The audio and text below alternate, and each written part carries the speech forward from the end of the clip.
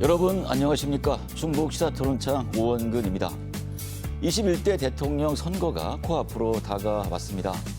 역대 대선 결과를 보면 충북 민심이 선택한 후보가 당선됐는데요. 이번에도 통할지 궁금합니다. 유권자 여러분의 한 표가 귀중한 만큼 더욱 소중히 행사하시면 좋겠습니다. 오늘 충북 시사토론창에서는 조기 대선의 의미를 짚어보고 충북의 대선 판세를 분석해 보겠습니다. 오늘 토론에 참여해 주신 분들 소개해 드리겠습니다. 이욱희 국민의힘 충북도당 수석 부위원장 나오셨습니다. 안녕하세요. 연종영 뉴시스 충북 취재국장 나오셨습니다. 네, 안녕하세요. 이상식 더불어민주당 충북도당 정책본부장 나오셨습니다. 네, 안녕하세요. 이재표 미디어날 대표 나오셨습니다. 네, 안녕하세요. 네, 이번 대선은 대통령 탄핵으로 2년 앞서 치러지는데요. 이번 조기 대선의 의미 알아보겠습니다. 연중영 국장님 어떻게 보고 계십니까? 흔히 우리가 선거를 얘기할 때 캠페인 이렇게 얘기를 하는데 이게 결국은 이상적인 그러니까 어떤 축제처럼 해보자라는 것인데 여기 지금 현장에서 활동하시는 분 두 분 정당에서 나오셨지만 결국은 전투 아니겠습니까? 예. 그런데 국민들이 바라보기에는 어떤 전투 상황, 승자가 누구냐 이것보다는 결국은 최근에 예기치 않은 정치적 격동적인 그런 변화상으로 인해서 굉장히 불안정한 상태가 지속되고 있는데 결국은 이 선거를 통해서 어쨌든 어떤 결과가 나오든 양 진영 그리고 여러 진영이 뭐 이합 집산을 하고 있습니다만 결국은 안정을 바라고 있다. 그런 안정을 가져다 줄 수 있는 선물로 줄 수 있는 그런 정치 세력을 뽑는 어떤 민주적 시스템의 작동 뭐 그 정도로 이해하겠습니다. 네, 이욱희 부위원장님. 네. 사실 이번 선거는 뭐 시기적으로 빠르게 치러지는 선거라는 의미뿐만 아니라 우리나라의 어떻게 보면 정치적 불안정성과 갈등을 고스란히 담고 있는 선거입니다. 예. 지난 3년의 시간 동안 이제 거대 의석을 차지하고 있는 민주당에서는 끊임없이 정부를 압박했고 31번의 이제 탄핵을 통해서 국정 운영을 마비시켰고 또 정부는 이러한 민주당과의 뭐 소통을 통한 정치적 타협점을 찾기보다는 침묵으로 일관하면서 이제 정치적 갈등이 극에 달했습니다. 예. 따라서 이번 조기 대선은 이런 정치적 갈등을 해결하고 사회적으로 통합을 이끌어내야 하는 중요한 선거라고 생각을 합니다. 네, 이상식 본부장님은 대선 의미 어떻게 보십니까? 이번 대선은 저는 이게 분노와 희망으로 이제 보고 있습니다. 그 12.3 그 계엄을 통한 그 쿠데타 그리고 그것에 대한 그 국민들의 저항과 심판이 있었지 않습니까? 그래서 이제 거기에 대한 분노 그리고 이렇게 망가진 대한민국에 대해서 또 새롭게 어떻게 만들어갈 것이냐라는 또 이 희망을 그 생각해보는 선거다. 그래서 13 그 내란 세력에 대한 심판과 그리고 미래 세력에 대한 선택의 선거이다. 이렇게 보고 있습니다. 네, 이 대표님. 네, 저는 대선도 중요하지만 대선 이후가 더 중요하다는 느낌을 갖게 돼요, 이번 선거에서. 그래서 이 결과를 받아들이고 또 그 승자도 한쪽의 상실을 보듬는 이런 모습을 보여줘서 대한민국이 거듭나는 그런 선거가 되길 바랍니다. 네, 지금 뭐 대선 공약을 한번 짚어보겠습니다. 후보들 모두 개헌과 관련된 공약과 계획을 발표했는데요. 이번 대선의 주요 이슈가 된 개헌에 대한 논의 어떻게 보시는지 한번 말씀을 해주시죠. 예, 부위원장님. 네. 사실 지금 김문수 후보 같은 경우에는 실질적으로 본인의 대통령이 당선이 되면은 본인의 임기를 이제 단축시켜 가면서까지 어떻게 보면은 개헌을 해야 된다라고 이제 강하게 이제 주장을 하고 있고요. 예. 후보들이 이렇게 이제 개헌을 주장하는 첫 번째 이유가 무엇보다도 지금 이제 87년도에 이제 개헌이 이루어질 당시에는 사회적 상황을 이제 고려해서 실제 권력의 독재화를 막기 위해 이제 대통령 임기를 5년 단임제로 이렇게 개헌을 했었습니다. 예. 그런데 지금 이제 시대적 상황을 봤을 때 이제 그리고 국가적 발전을 위해서는 어떻게 보면 정책의 일관성 그리고 정책의 이제 연장선을 만들기 위해서 모든 후보들이 4년 중임제, 4년 연임제로의 이제 개헌을 주장하고 있는 것 같습니다.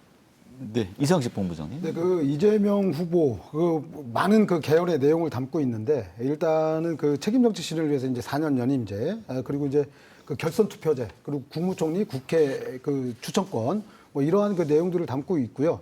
이런 내용들이 보면 국민 본위의 어떤 그 헌법 개정을 해야 되겠다라는 그 저희가 분명히 깔려 있습니다. 그런데 우리 그 김문수 후보가 이제 그 임기 단축 그리고 이제 4년 중임제 이렇게 된 것들은 사실 보면 그 임기 단축이라는 것들은 지금 이제 국가가 그 위기 상황에 있는데 그런 어떤 그 책임을 회피하고 사실은 자극적인 것을 통해서 좀 득표에만 몰두해 있지 않느냐 이제 이런 그 평가가 있고요.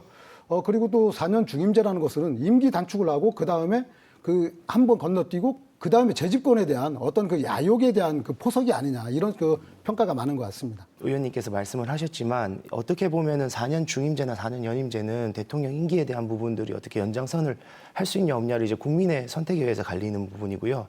이게 뭐 사실 그 권력의 독점을 위해서 하는 부분은 아니거든요. 그리고 실제적으로 현재 이제 개헌을 하는 입장에서는 어떻게 보면은 이 해당이 안 됩니다. 이 부분에 대해서는요. 그리고 앞서 말씀드린 것처럼 실제적으로 이재명 후보도 4년 연임제에 대한 부분을 이제 주장을 했지만 초기에는 개헌에 대한 부분에 대해서 부정적인 입장을 발표를 했었어요. 우원식 국회의장께서 개헌에 대한 부분을 이제 어떻게 보면은 이번에 투표 때 같이 이렇게 했으면 좋겠다라고 했지만 이재명 후보 입장에서는 반대를 했었고요. 근데 이제 그런 부분을 봤을 때 이재명 후보가 오히려 더 이런 득표에 대한 부분을 신경을 써서 입장을 바꾼 게 아닌가 이렇게 생각을 할 수 있을 것 같습니다.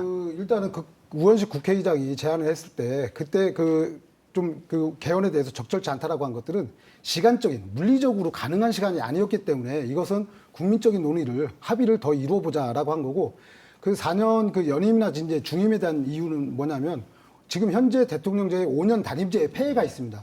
대통령이 그 정책이나 현안에 대해서 단절이 되거든요. 임기 때문에. 그래서 그 정책의 연속성을 좀 이어가자. 그래서 이게 대한민국의 발전에 일정 정도 이바지할 수 있어야 된다라는 측면에서 연임제가 나왔는데 이 중임제는 사실상의 그런 그 순기능적인 부분하고는 좀 상당히 다르다는 얘기죠.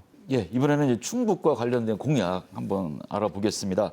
후보들이 발표한 충북 지역 발전 공약 가운데 이 공통적으로 반영된 공약 어떤 것들이 있습니까, 대표님? 네, 몇 가지가 있는데 사실 이번 공약을 보면 모든 공약이 급조된 느낌을 준다.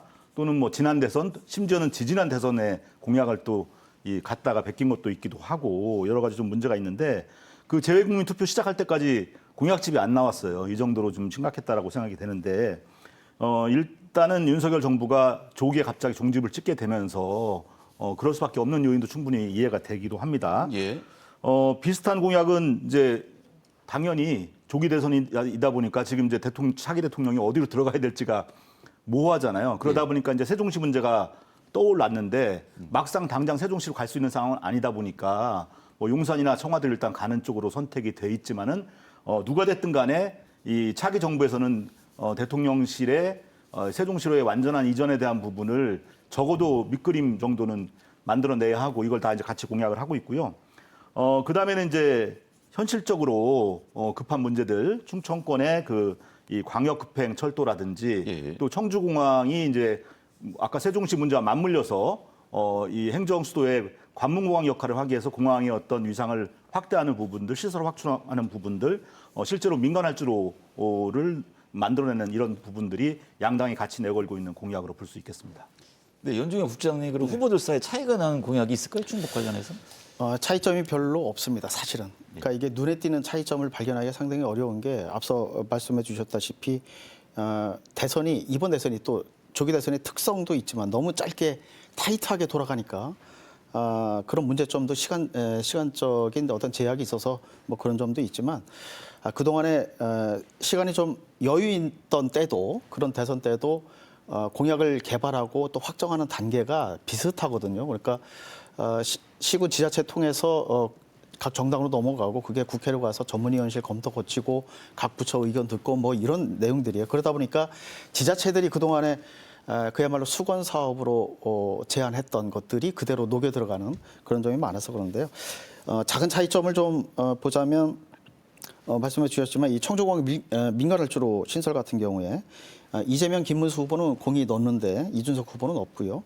또 CTX 조기 구축 같은 경우에는 김문수 후보는 GTX의 노선 연장으로 했고 또 이준석 후보도 대신에 2034년 개통이라고 돼 있는데 이게 아마 제2차 국가철도망 구축 계획 이게 끝나는 연도와 아마 맞물려서 이렇게 한 것 같고요. 여기에는 좀 아쉽지만 이재명 후보는 여기 들어가 있지 않고요.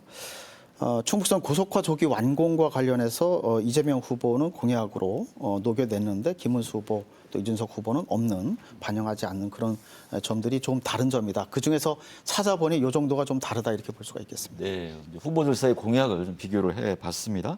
그럼 3년 전 20대 대선 공약과 비교를 한번 해보겠습니다. 이상식 본부장님 어떻습니까? 그 대표적으로 보면 이제 그 20대 대통령 선거 때도 이 코로나19 때문에 많이 힘들어했죠. 그래서 대표적인 공약들이 경제 측면에 이제 많이 맞춰져 있었고요. 제가 이제 오늘은 이제 경제와 이제 복지 분야를 한번 이게 두 개만 이제 뽑아봤습니다. 그때 경제 분야에서도 그 공이 이제 비슷합니다. 그런데 이제 지금에 와서 이제 그 경제 공약은 이제 이재명 후보는 이제 AI 이제 100조 투자, 국가 그 주도 성장 이제 이런 것들을 그 전면에 내세운 반면에 이제 김문수 후보께서는 뭐 법인세, 상속세 이런 또 그 세금을 이제 그 좀 낮추겠다, 깎겠다 이제 이런 공약을 했는데 사실 또 이제 윤석열 정권 3년 동안 이 부자감세를 통해서 저희가 세수가 80조 이상이 적게 거쳤지 않습니까? 그렇기 예. 때문에 그거로 인해서 이제 좀 서민 경제가 많이 힘들어지고 있는데 다시 이제 좀 감세 정책을 들고 나왔다는 것들 이런 것들이 좀 차이가 있는 것 같고요. 그리고 복지에서 보면은 그 20대 때 이재명 후보는 이제 그 어르신, 환자 뭐 영유아, 저기 뭐 장애인 이런 광범위한 그 돌봄 체계를 마련하겠다 했는데 그때 이제 윤석열 후보는 이제 그 산후조리 여기에만 좀 국한되어 있었는데 이번에도 또한 똑같습니다. 그 이번에도 이재명 후보는 그 광범위한 그 돌봄 체계 구축을 이제 공약에 내걸었는데 이번에도 그 김문수 후보께서는 그 좀 이제 그 산후조리 이제 이쪽에만 좀 그 좀 지역적으로 이렇게 좀 국한되어 있다. 이 차이가 좀 있는 것 같습니다. 네, 이혁기 부원장님. 네, 뭐 사실 지난 그 20대 대선 공약과 이제 비교를 해보게 되면요, 일단 가장 큰 부분이 많은 분들이 이제 공약을 하고 매년 공약을 하고 있지만 잘 이루어지지 않았던 이제 개헌에 대한 부분, 그리고 이제 세종시 행정수도 이전에 대한 부분들이 있을 것 같습니다.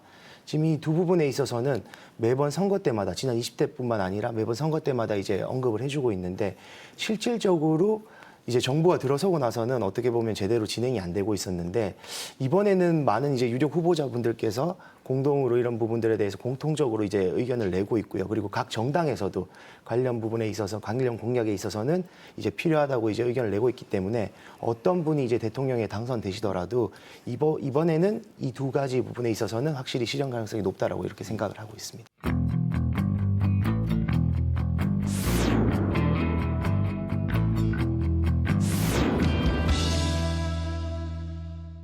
네, 지금부터 대선 판세를 분석을 해보겠습니다. 이번 대선이 역대 대선과 좀 다른 흐름을 보이고 있는데요. 이번 대통령 선거의 관전 포인트 뭐로 봐야 될지 한번 들어보겠습니다. 부위원장님 먼저 하실까요? 네. 사실 이번 21대 대선의 이제 가장 큰 관전 포인트는 이제 사법수호 대 탄핵 책임에 대한 부분으로 국민들의 표가 어디로 향할지에 대한 부분을 지켜보는 게 관전 포인트일 것 같습니다. 사법수호 탄핵 책임. 예.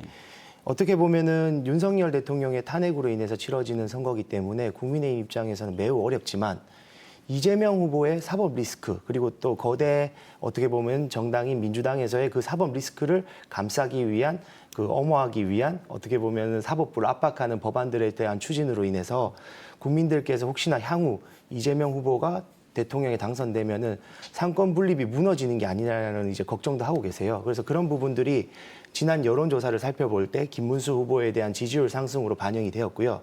이런 부분들이 향후 이제 투표장에서 그대로 이어질지에 대한 부분들을 지켜보는 게 관전 포인트일 것 같습니다. 네, 이상식 본부장님 말씀 들어봐야 될 것 같습니다. 지금 그 사법 리스크 말씀하시는데 사실상 그 윤석열 정권 지난 3년 동안에 그 이재명 후보에 대해서 얼마나 그 탈탈 털었습니까? 그럼에도 불구하고 제대로 하나 그 밝혀진 것들이 없어요. 그래서 이건 사법 리스크라기보다는 정적에 대한 악마화였지 않냐. 그래서 그 악마화에 대한 그 국민들의 어떤 그 평가 이런 것들이 이루어질 것이고요.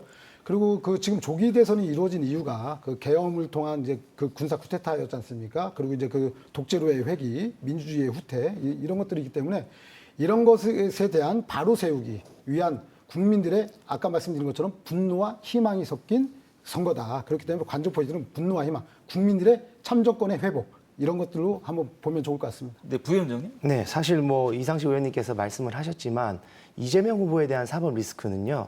지금 받고 있는 혐의들뿐만 아니라 과거에도 있었습니다. 심지어 과거에 보면 음주운전 전과라든지 이런 부분들도 가지고 검사 사칭 전과도 가지고 있죠. 그런 부분에 있어서 이재명 후보에 대한 사법 리스크를 말씀드린 거고요. 그리고 지금 받고 있는 혐의들에 대해서도 이미 선거법 관련해서는 대법원에서 유죄 취지로 파기환송을 하지 않았습니까? 그럼 그런 부분에 있어서는 어떻게 보면은 민주주의 국가에 대해서는 특히 법치주의 국가에서는 그 결과에 대해서 받아들일 줄 알아야 되는데 이제 그로 인해 가지고 이 결과를 받아들이지 못하는 부분들로 인해서 실제 민주당에서 입법부에서 실제 사법부를 겁박하는 그런 식의 법안 추진들을 함으로써 국민들의 어떻게 보면은 우려를 자아내고 있다라고 생각을 하고 있습니다. 좀 절차적인 거에 대한 좀 이해가 좀 다소 안 되신 것 같은데요. 일단 그 파기환송에 대해서 저희가 거부를 하지 않았죠. 그 파기환송한 대법원이 그거에 대한 판결을 그 추후로 이제 미룬 것이고요. 이제 그런 과정에서 국민들이 갖는 이제 의혹들이 있었습니다. 그리고 이제 전과 부분들은 우리 뭐 김문수 후보께서도 전과가 적지 않죠. 그러나 이제 이런 그 전과 이외에도 이제 도덕적인 측면에서 보면 그럼 그 비교할 수가 없습니다. 사실 그래서 이런 것들을 가지고 관전 포인트를 할 것이냐 아니면 정말 대한민국의 미래를 두고 관전을 할 것이냐 이제 이런 측면에서 보면 그 부정과 긍정의 부분들이다 이렇게 보여집니다. 그래서 저희는 과거를 청산하고 이제 미래를 내다보는 정말 대한민국의 발전적인 그리고 우리 후세들에 대한 미래 이렇게 보는 선거를 치러야 되겠다 이렇게 바라봅니다. 예, 두 당의 입장 여기까지 듣고 이번에는 이제 언론계 계시는 그 연중현 국장님 한번 관전 포인트 어디다 놓고 봐야 될까요? 두 분이 불꽃 설전을 벌이는 바람에 옆에서 숨죽이면서 지켜보고 있었습니다. 저는 뭐 관전 포인트에 여러 개겠죠. 그 어느 위치에서 바라보느냐에 따라서 많을 텐데 저는 일단 86세대가 지금 이제 60대가 됐단 말입니다.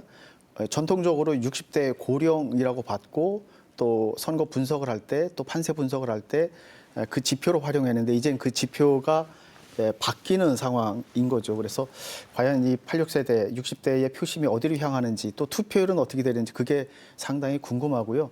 또 최근에 일단 대선 토론 몇 개 과정에서 특히 마지막 토론에서 나왔던 그 이준석 후보의 이른바 여성 혐오 발언이랄지 뭐 이런 것들 거기서 파생된 또 양당 간의 또 경쟁도 있었고요. 또 치열한 다툼이 있었는데 이게 과연 2030 남성들의 표심은 또 어떻게 작용했는지 또 전체 연령을 제외하고 전체 여성 그룹의 표심은 어떻게 작용했는지 그 결과가 상당히 궁금합니다. 예, 이번에 이재표 대표님 한번 말씀 듣겠습니다.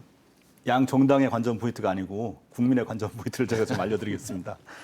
일단은 그 탄핵 대통령을 배출한 정당이 완벽하게 사과하지 않았거든요. 그 안에서도 일부는 사과하고 일부는 사과하지 않았는데 이런 상황 속에서 과연 국민은 그 두 후보 간에 누가 이기든 간에 얼마만큼의 표차를 만들어 줄 건가가 솔직히 말하면 누가 당선되느냐가 최고의 관전 포인트죠. 네. 그렇게 봐야 되는데 단 저는 탄핵 이후에 조기 대선이 두 번째지 않습니까? 예.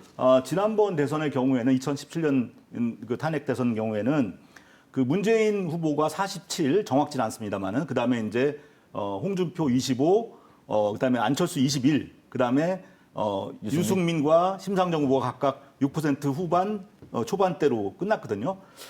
사실 굉장히 다양하게 그 협치될 가능성을 보여준 선거였어요. 그 이후에 만약에 문재인 정부가 어떤 협치의 모습을 보여줬다라고 한다면 전 대한민국 정치가 매우 발전했을 것이라고 생각하는데 그렇지 않고 극단적 양당 대결로 가서 국민들은 정말 지긋지긋한 시간들을 보냈다라는 거죠. 그 결과가 저는 지난 대선인데 후보가 12명 나왔습니다. 그런데 그 양당의 두 후보가 얻은 표가 97%예요. 그런데 또 그 두 후보의 표차는 0.74% 포인트 차였다라는 거죠. 매우 사실 그 안 좋은 대선을 저희는 지난번에 겪었고 이번 대선에서 결국은 이제 저는 다당제 협치 물론 지금 후보들이 이준석 후보도 지지율이 높지 않고 뭐 이 민주노동당 후보는 1% 미만의 그동안 조사가 나왔는데 저는 이 후보들의 약진에 대한 부분들을 좀 지켜보겠습니다. 예. 근데 이번엔 투표율 좀 보겠습니다. 사전 투표가 뭐 전보다 꽤 높게 나오고 있는데요. 이번 최종 투표율 어떻게 보시는지 또 투표율에 따른 대선 결과 어떻게 보시는지 한번 들어보겠습니다. 네, 본부장님 먼저 하실까요? 네, 이번에 조기 대선이 치러지는 이유가 분명하지 않습니까? 그리고 저희가 처음 겪는 그 사건이었고, 그렇기 때문에 국민들이 여기에서 갖는 생각들은 굉장히 다양할 것 같아요. 그리고 이제까지 우리가 정말 경제도 압축 성장해오면서 우리 어르신들의 그 노고가 많았죠. 그리고 민주주의 정말 단시간 내에 민주주의를 이뤄냈는데 이런 것들이 일시에 무너지는 것들 이런 것들을 바라보면서 굉장히 그 참담한 심정이었을 거고요. 그러한 심정들이 이번 대선에 저는 크게 반영될 것이다. 그래서 투표율은 지난 대선보다는 상당히 좀 상회하지 않겠냐 이렇게 내다보고 있습니다.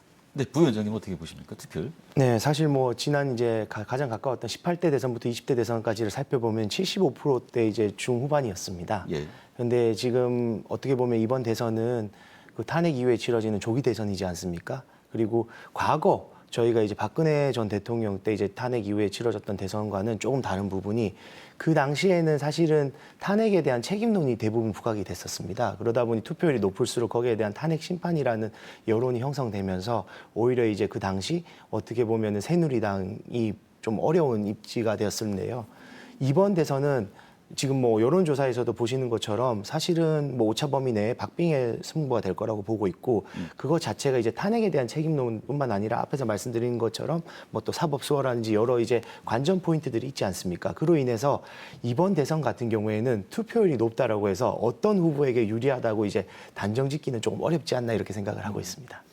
이재표 대표님 어떻게 보십니까? 저는 그 투표율이 높으면 뭐 진보 정당이 그러니까 진보가 유리하고 낮으면 보수가 유리하다는 공식은 이미 깨졌다라고 이제 판단하는데 박근혜 전 대통령이 당선됐던 당시에 그 투표율이 예. 75% 넘으면은 저 문재인 후보가 유리하다고 했는데 그렇지 않게 나왔잖아요. 이미 그건 깨졌다라고 보는 건데 그 이유는 이제 386 세대의 절반이 이제 60대로 넘어가게 되면서 사실 고연령층의 그 보수화가 좀 희석되는 측면도 있고 반대급부로 또 이 청년층의 보수화라는 측면도 분명히 존재한다라는 거죠. 오히려 지금은 이제 관심 모으는 것이 사전선거 투표율입니다. 사전선거 투표 같은 경우는 이제 그 진보정당 유리하게 나오고 있고 그것 때문에 이제 여러 가지 이 보수에서 이 선거의 공정성에 대한 의심도 하고 있는 거고요.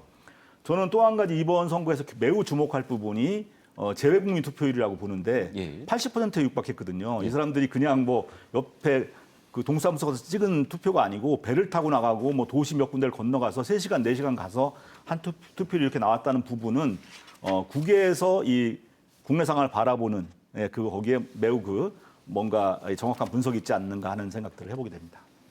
네, 연 국장님 뭐 투표율 관련해서 어떻게 보십니까? 투표율이 높을 것이다, 낮을 것이다 이걸 예측하기는 상당히 어려운 게요.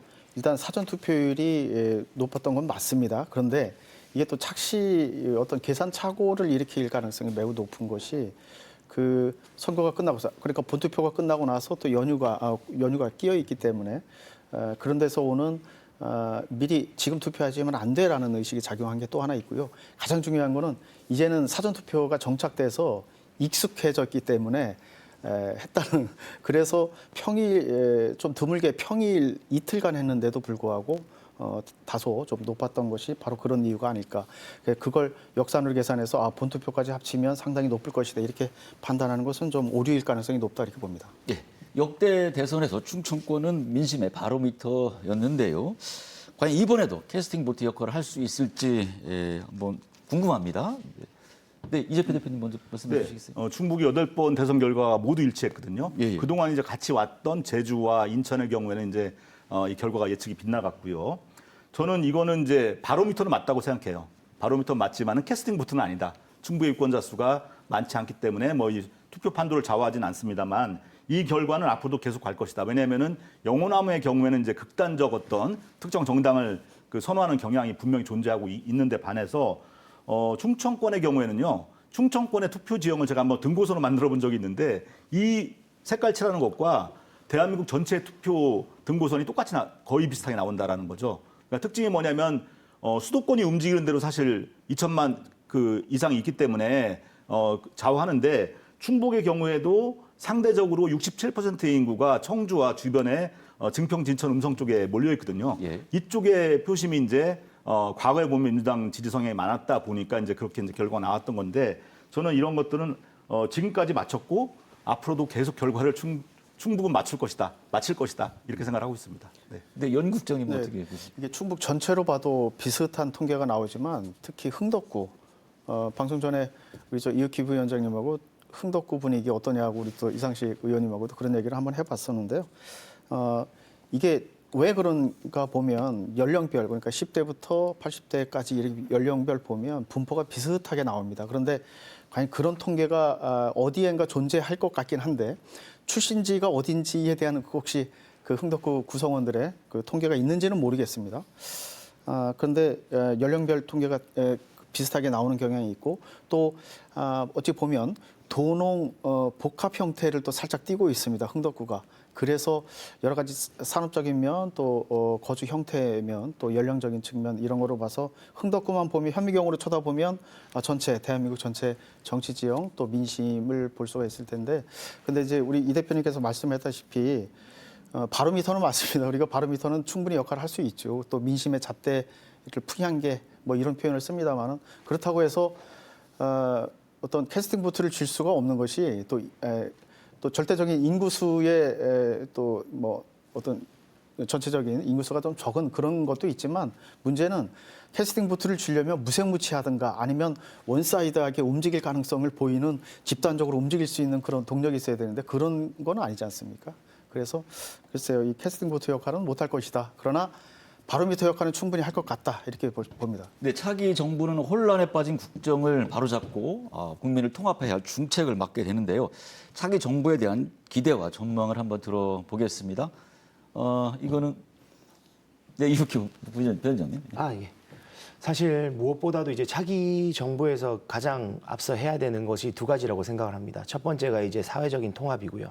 그리고 두 번째가 이제 어려워진 민생 경제를 살리는 일입니다. 그리고 이 부분은 반드시 해야 된다라고 생각을 하고 있고 실질적으로 지난해 이제 정치권들로 인해서 사실 정치적인 부분들로 인해서 어떻게 보면은 국민이 분열되고 지금 현재 사회적인 부분에서 많은 문제들이 발생을 하고 있는데요. 이 부분에 있어서는 차기 정부에서는 어떻게 보면 가장 1순위로 분열된 국민들을 통합하고 그리고 어려워진 민생 경제를 살릴 수 있는 부분에 포커싱을 맞춰서 이렇게 일을 해줬으면 좋겠습니다. 네, 본부장님. 네, 지난 윤석열 정권 3년 동안 정말 힘들었습니다. 그리고 이제 그 힘든 거에 대한 그 중심에 사실 정치가 잘 하지 못했다. 그래서 그 민생 경제도 힘들어지고 했는데 그 차기 정권에서는 어쨌든 국민들이 편하게 자기 생업에 종사할 수 있도록 정말 그 민생 경제에 좀 힘을 써주셨으면 좋겠다. 그리고 그 실주된 국격이나 이런 것들도 정말 국민들의 그 자긍심이지 않습니까? 그래서 국민들의 자긍심을 지켜줄 수 있는 국격의 회복 이런 것들을 위해서 노력을 해주셨으면 좋겠다 생각합니다. 네, 이 대표님. 네, 저는 가장 중요한 게 체제 전환이라고 생각합니다. 네.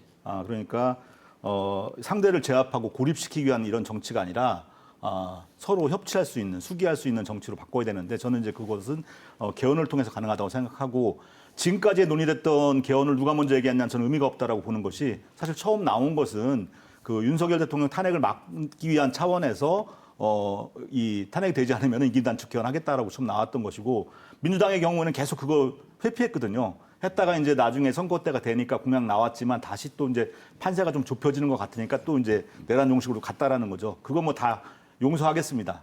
하지만은 그 차기 대통령은 임기 시작하자마자 개헌에 대해 손을 대야 된다. 대한민국 정부 수립해서 87년까지 39년 동안 9번 개헌했는데 그와 얼추 비슷한 세월이 흐르는 동안에 개헌되지 않았다라는 건 사실 저는 매우 큰 문제가 있다라고 보는 것이고요.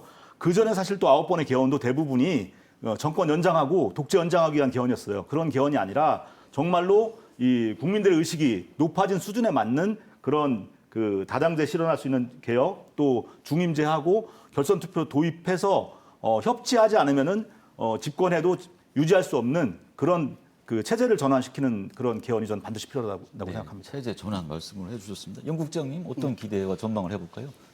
개헌 얘기도 앞서 해주시고 또 통합 얘기도 했는데 저는 그러면 그 안정을 빨리 되찾자라는 의미에서 사회 경제적 통합 안정 그리고 예측 가능한 사회로 빠르게 전환하는 그런 스피드한 추진력 필요하겠다. 저는 앞으로 어느 정부가 출범하든 간에 그런 점에 좀 주안점을 뒀으면 좋겠습니다.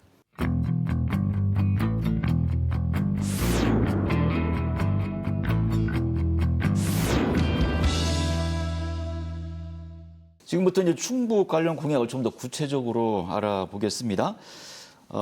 세종시 행정수도 완성에 대한 공약이 있는데요. 이 공약이 충북 발전에 미치는 영향과 득실을 어떻게 보시는지 궁금합니다.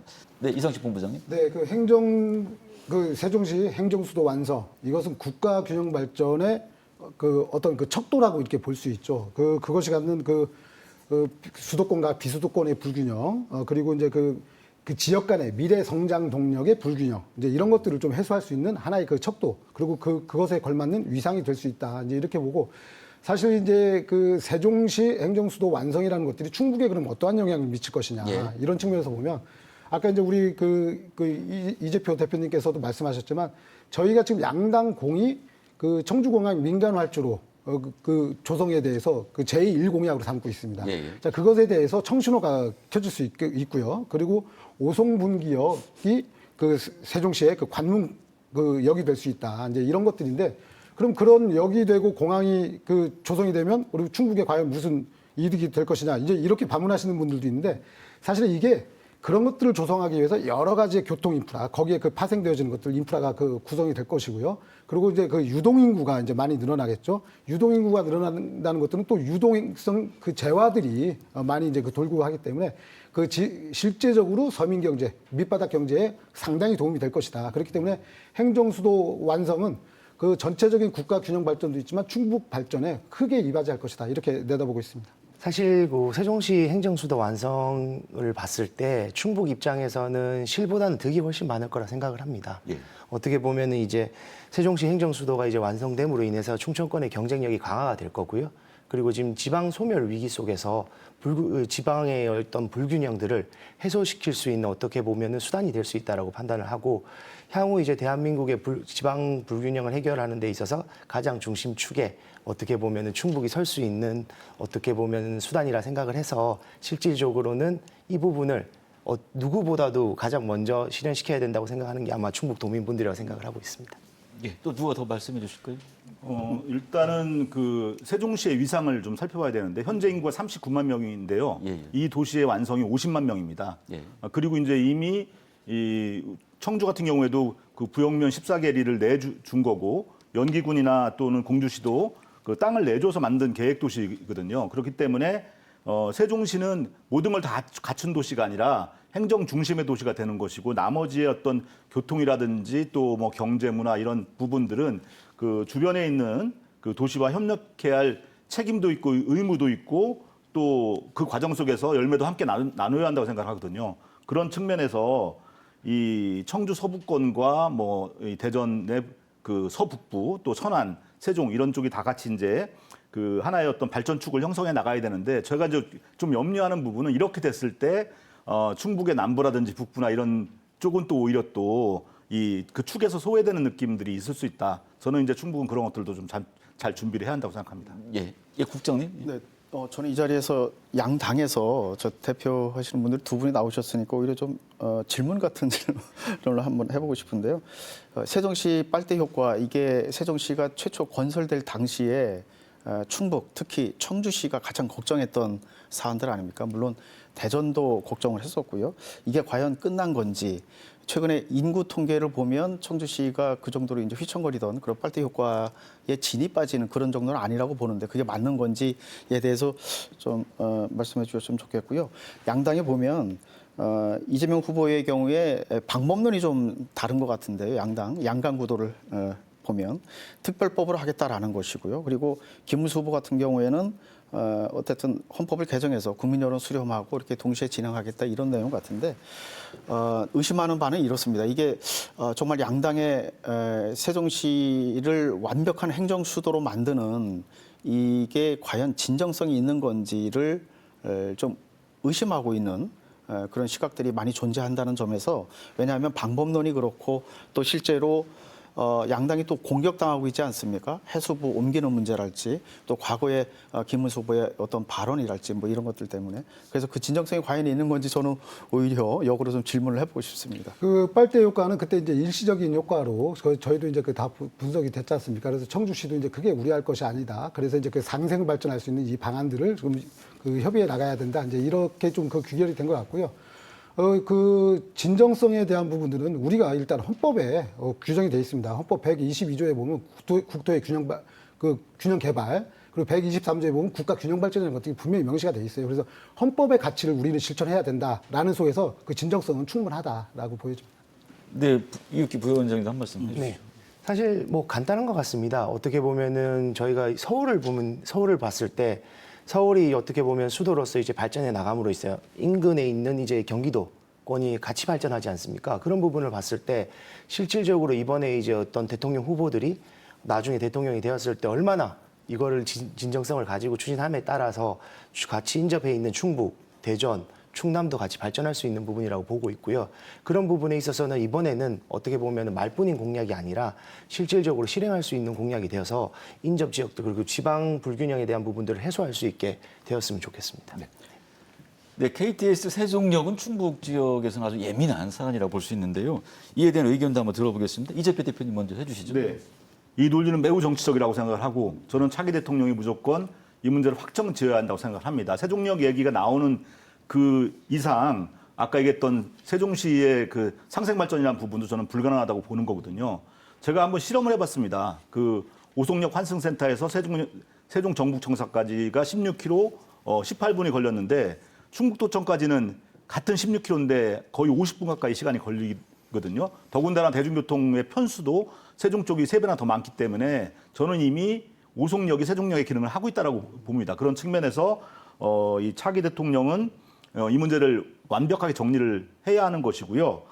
그렇게 가기 위해서 저는 오송역으로 돼 있는 이 명칭도 뭐 청주 세종역이라든지 이렇게 바꿀 필요가 있다고 생각을 하거든요. 이건 정말 진지하게 고민해 볼 문제라고 생각합니다. 천안의 아산역이 같이 명칭 쓰고 있고 김천 구미역도 명칭 같이 쓰고 있기 때문에 저는 이 문제가 굉장히 그 어려운 문제는 아니라고 생각합니다. 네, 부 위원장님. 예, 저도 뭐 사실 어떻게 보면 이게 매년 선거 때마다 문제가 되고 있습니다. 예. 후보자들 간에 어떻게 보면 표를 얻기 위해서 뭐 KTX 세종역을 신설해야 된다라는 뭐 공약들을 내는 분들도 계신데요. 실질적으로 그로 인해서 충북과 세종시 간의 갈등이 선거 때마다 발생을 하고 있어요. 근데 이 부분에 있어서는 과거 이제 국토교통부에서 이미 벌써 답변을 했습니다. 실제 그 답변을 했을 때 당시 이제 사전 타당성 검토 결과를 바탕으로 답변을 했는데요. 실질적으로 뭐 결론만 말씀을 드리자면 일단은 불가하다라고 이제 의견을 냈습니다. 그 이유가 일단은 경제성이 부족하고요. 그리고 그 다음으로는 인접역, 공주나 오송 인접역 간에 이제 문제가 있습니다. 기능성 문제가 있고 실질적으로 우리가 이제 고속열차지 않습니까? 예. 고속열차를 운행함에 있어서 역 간 거리도 따져봐야 되는데 세종역이 이제 신설되게 되면은 그런 부분에 있어서 효율성이 떨어집니다. 그래서 이런 부분들 때문에 이미 국토교통부에서는 이제 세종역 신설은 불가하다라고 이제 의견을 표명을 했습니다. 네, 그렇죠. 그 KTX 고속철도인데요. 이게 뭐 전철역이냐 할 정도의 그 비아냥도 있었는데 사실 2014년도 이제 선거 때부터 매번 선거 때 16년 선거 때도 그렇고요. 18년 선거 때도 그렇고 세종역에 대한 부분들이 계속 나옵니다. 제기가 돼요. 근데 이게 2017년도에 국토부에서 그 예비 타당성 조사를 통해서 결론을 내렸습니다. 그런데 그 다음에 또 세종시가 또 다시 제기하는 바람에 그 2020년도에 국토교통부에서 완벽하게 타당성이 없다, 경제성 없다라고 해서 앞으로도 추진하지 않는다라고 못을 박았는데 이게 이번에도 또 나왔거든요. 먼저 그 4월 말이죠. 이준석 후보가 대전을 찾아왔을 때 대전에서 KTX 세종역의 그 필요성에 대해서 언급을 했고 또 이에 질세라 또 우리 김문수 후보께서 5월 1일인가요? 그 세종시를 방문해서 KTX역을 또 이제 그 신설 취지에 그 발언을 하셨는데 사실은 이제 또 김문수 후보께서는 청주에 오셔서는 그 CTX 충청 광역 급행열차 이것에 대해서 또 말씀하십니다. 그래서 지역과 지역에 따라서 그 공약이 좀 달라지고 있다. 그래서 세종역에 대해서 그 먼저 밝히신 분들이 이거에 대해서 명확하게 입장을 정리를 해주시면 이거에 대한 지역적 갈등, 논란은 사그러질 것이다. 이렇게 보여집니다. 네, 한 말씀 하셔야 될 것 같은데 김문수 후보가 KT 세종역 입장 어떻습니까? 사실 뭐 이상식 의원님께서 지속적으로 김문수 후보에 대한 언급을 해주시는데요. 이게 어떻게 보면 김문수 후보만의 그 의견이 아니라 이재명 후보 입장에서도 세종시에서 동일하게 의견을 제시를 했습니다. 그래서 이런 부분에 있어서는 실제 뭐 정당을 떠나서 기본적으로 이게 진짜로 필요한 부분인지 그리고 득표에 연결되는 부분이 아니라 실제 지역 주민분들 그리고 인접한 지역 주민분들까지 고려를 해서 이런 부분에 대한 공약을 제시하면 좋을 것 같습니다. 아니, 제가 그 김문수 후보를 비난하려고 한 게 아니고 그것을 이제 발언을 하셨기 때문에 세종역 그 필요성에 대해서 발언을 하셨기 때문에 그거에 대해서는 좀 정확히 정리를 해주셨으면 좋겠다. 이제 이런 취지의 말씀이었습니다. 네, 끝으로 마무리 말씀 듣겠습니다. 오늘 못다한 말씀, 하고 싶은 말씀 있으면 해주시기 바랍니다. 네, 이재표 대표님 먼저 듣겠습니다. 네. 이기기 위해서 끌어들인 사람들 또 쏟아낸 말들 다 지킬 수 있겠는가라는 염려가 되기도 하고 또 어떤 말들은 지켜도 지키면 안 되겠다는 생각이 드는 말들도 너무 많았던 것 같아요. 선거가 끝나고 나면 좀 차분한 가운데 반대했던 사람들의 목소리도 경청하고 또 저는 특히 그 소수의 이야기에도 귀를 기울여서 대한민국이 따뜻하고 온기를 나누는 그런 나라가 됐으면 좋겠습니다. 일부 그런 의견도 있었죠. 본투표일을 이틀로 하고 사전투표를 없애자 한번 이런 얘기도 있었는데 관리의 편의성이랄지 등등등. 그다음에 블랙아웃의 존재 문제. 그 안에 어떤 변수가 발생할 때 이게 여론을 제대로 못 담는다, 민심을 못 담는다라는 그런 단점이 있는데 일부 의견 중에 본투표를 이틀로 하자 뭐 이런 소수 의견도 있었습니다만은 이것이 이 정치권에서 이 대선 끝나고 나서라도 어젠다로 삼아서 논의하고 또 활발하게 의논하는 그런 기회가 좀 왔으면 좋겠습니다. 이번에 그 계엄을 통해서 우리 국민들 본의 아니게 그 헌법에 대해서 많이 공부들 하셨는데요. 헌법 제1조에 보면 대한민국의 권력은 국민으로부터 나온다라고 되어 있습니다. 이 국민의 권력은 사실상 투표로 이루어집니다. 그렇기 때문에 이번 선거에 그 참정권 포기하지 마시고 모두 투표에 임해 주셔서 소중한 한 표 그리고 소중한 선택 해주시길 당부드리겠습니다.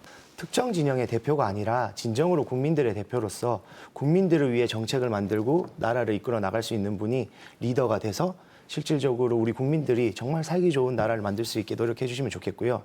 그런 부분에 있어서 저희 후보인 김문수 후보에게 이런 국가를 운영할 수 있고 국민들을 위해서 일할 수 있는 기회를 주셨으면 좋겠습니다. 감사합니다. 오늘 함께해 주신 네 분 고맙습니다.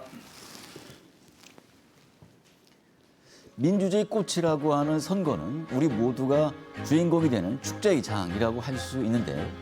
여러분의 한 표가 대한민국의 미래를 결정하는 만큼 소중한 투표권을 잘 행사하시기 바랍니다. 중북 시사 토론창 여기서 마칩니다. 시청해 주신 여러분 고맙습니다.